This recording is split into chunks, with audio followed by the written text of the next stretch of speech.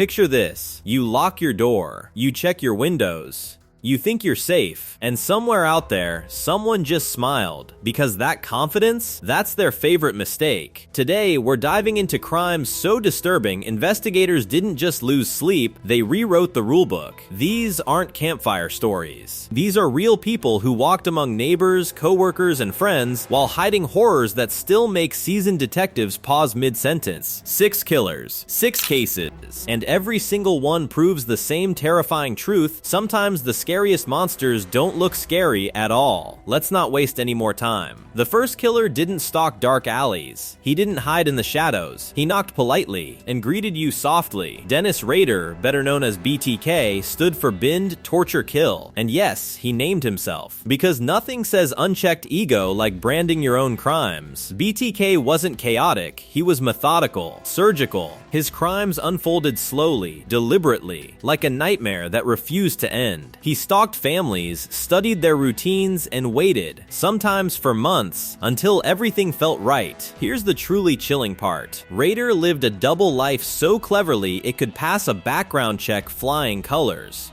Church leader, Boy Scout volunteer, family man. Meanwhile, behind closed doors, he documented his crimes like trophies, keeping notes, photos, reminders, not to remember what he did, but to relive it over and over again. Think of it like this. Most people take pictures of vacations. BTK archived suffering, and he didn't stop when the killing stopped. He taunted police with letters, puzzles, and clues, desperate for attention, like a creator begging the algorithm to notice them. But here's the irony that hits hardest. After decades of outsmarting law enforcement, BTK was caught because he trusted technology he didn't understand. A floppy disk. One simple question. One honest answer. And just like that, the boogeyman tripped over his own ego. But if you think a serial killer hiding in plain sight is scary, wait until you hear about one who turned his own apartment into a crime scene museum. Because our next killer didn't just cross lines, he erased them. Jeffrey Dahmer didn't fit the Hollywood version of evil. He wasn't loud, he wasn't dramatic, he was quiet, awkward, almost invisible. And that's exactly how he got away with it. Dahmer's crimes were gruesome not because of speed, but because of control. He sought total dominance over his victims, reducing human lives to objects, experiments, possessions. His apartment wasn't just where he lived, it was where horror piled up unnoticed. Neighbors complained about smells, police were called more than once, and still, no one truly looked into it. Here's the part that makes your stomach drop. At one point, a victim escaped and flagged down officers. Dahmer calmly explained everything away, and the police believed him. They walked the victim back to Dahmer's apartment. Let that sink in. This wasn't just a failure of instinct, it was a failure of imagination. The idea that something that evil could exist in such an ordinary place felt impossible to people. And that's Dahmer's legacy. Not just the crimes, but the brutal reminder that monsters don't always announce themselves. Sometimes they whisper, sometimes they blend in, sometimes they wave goodbye as you leave the room. And if that realization made your skin crawl, good, because the next killer didn't just want control, he wanted an audience. Alright, buckled in? Because now we're leaving quiet horror and stepping straight into killers who didn't just commit crimes, they curated them. Our third killer didn't hide from attention, he fed on it. Ted Bundy wasn't just a murderer, he was a master manipulator running a long con on society itself. Clean cut, charismatic, law student energy, the kind of guy you'd trust to hold your coffee while you tie your shoe. And that's exactly why it worked. Bundy weaponized empathy, fake injuries, feigned vulnerability. He turned kindness into a trap, and once his victims crossed that line, the mask came off faster than a blink of an eye. His crimes were gruesome not because they were sloppy, but because they were repeated. Bundy revisited victims, reenacted moments, treated murder like a playlist on repeat. Here's what really separates him from the rest. Bundy understood the system and exploited it. He defended himself in court, escaped custody, gave interviews. This man didn't just want to kill, he wanted to win. Against the police,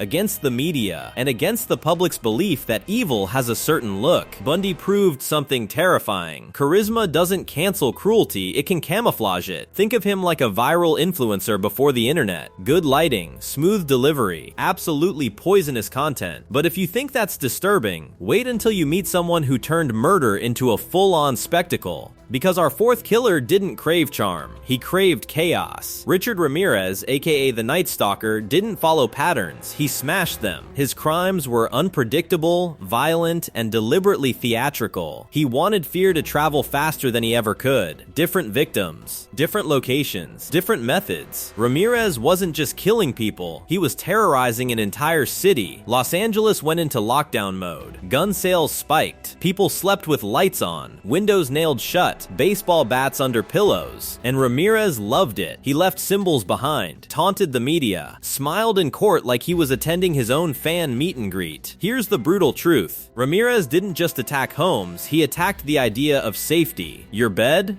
Not safe. Your lock? Not safe. Your routine? Definitely not safe.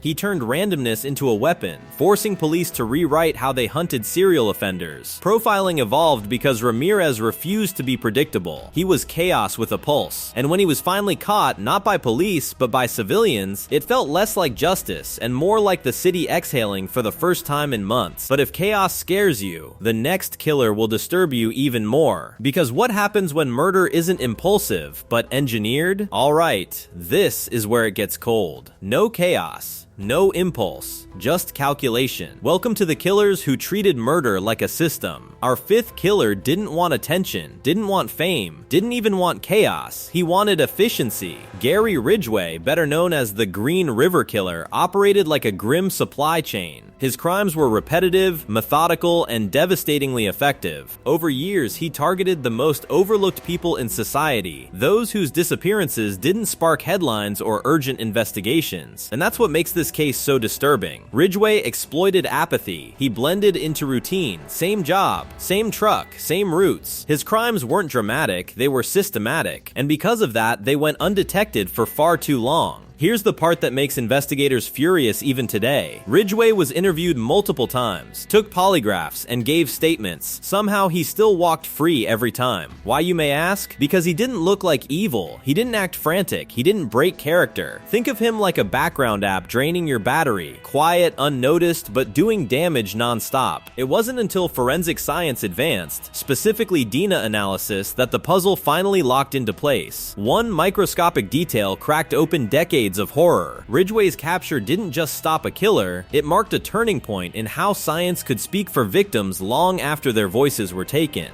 But if Ridgway represents efficiency, the final killer represents something even darker. Because this one didn't just kill, he planned a legacy. Our sixth killer believed he was smarter than everyone else. And for a long time, he was. Israel Keyes didn't follow patterns, he avoided them. Different states, different timelines, no consistent victim profile. And then there were the kits. Keyes buried kill kits years in advance, tools hidden underground, waiting patiently like landmines in human form. When the moment came, everything was already in place. No purchases, no trails, no witnesses. His crimes were gruesome not because of spectacle, but because of foresight. He treated murder like chess played across years instead of minutes. Here's the chilling twist. Keyes studied other serial killers, not out of fascination, but strategy. He learned what mistakes they made and made sure he didn't repeat them. Until he did. One small slip, one financial transaction, one assumption that went unchecked. That's all it took. Keyes' downfall wasn't dramatic, it was mundane, and somehow that makes it even scarier. The idea that something so monstrous could unravel because of something so ordinary feels deeply unsettling. It proves something important. Evil doesn't always collapse in flames, sometimes it just miscalculates. And that's the real takeaway from all 6 of these cases. These killers weren't myths, they weren't movie villains. They were humans who exploited trust, systems, and blind spots. Different personalities, different methods, same outcome. And the most chilling part? Every single one was stopped, not by fear, but by patterns. Persistence, people refusing to look away. So if this video hooked you, if it made you think, rewind, or say what the hell out loud, then you already know what to do. Hit like so this reaches more curious minds. Subscribe if you want more stories that dig deeper than headlines. And drop a comment telling me which case messed with your head the most, because trust me, there are plenty more where this came from.